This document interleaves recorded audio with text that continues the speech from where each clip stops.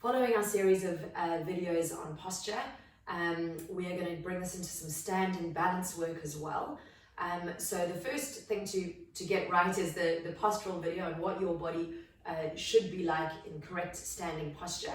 And then we're going to work that into single leg balance. So walking around obviously requires balance. The walking motion requires you being on one leg 80% of the time. So we need to make sure that we're able to do that, right? So we're able to stand on one leg in balance without compensating.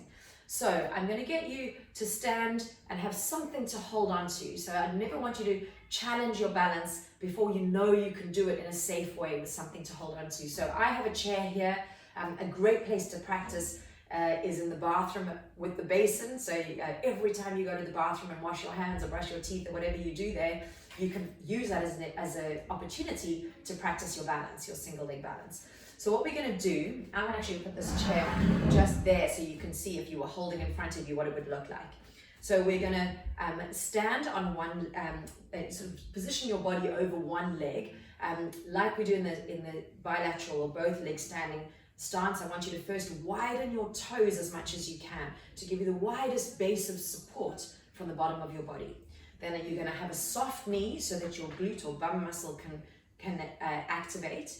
And then you're going to hold on with both hands if you need to, and we're going to lift that other leg off with your heel up behind you, maintaining this tall posture with your spine nice and tall and your head in neutral. So from a side view, it's going to look like this. So if you're holding on in front of you, you're up nice and tall, you have a soft knee, your glute is supporting you, and your spine is really nice and tall. Then once we're in that position and you can feel that you're not having to crumple to hold your balance, we're going to slowly lift your hands off, either one at a time to begin with, or both hands together. So even if you take a breath in and as you breathe out, we lift both hands together. I like doing this with breath to begin with because it helps you to associate activation. So if you take a breath in and as you breathe out, you engage this glute or squeeze that bum muscle of the leg that you're standing on, it's going to help give you the stability you need. Another thing you can do is push that support foot into the floor, particularly the heel. If you push this left heel into the floor, or the leg that you're standing on heel into the floor as you balance, it's going to give you that extra stability. So breath in, as you breathe out, engage the glute, push the heel into the floor, hands off, and then back down again. If you're doing this really well, and you want to add a little bit of difficulty to it to make sure that this glute gets on a little louder, you can keep holding on with the one hand. You lift the same hand off as the leg you're standing on, and we slowly take that arm out to the side, keeping your spine nice and tall, and then bringing it back to the middle, and then back down again. And you should feel the glute that you're standing on get louder.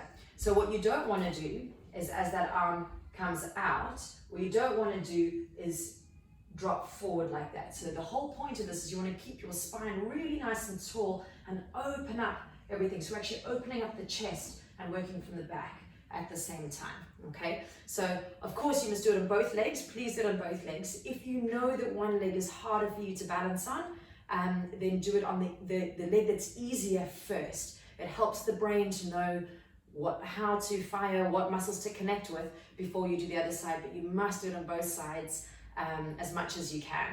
And if you sprinkle this through the day, it's going to improve your posture and it's going to improve your balance.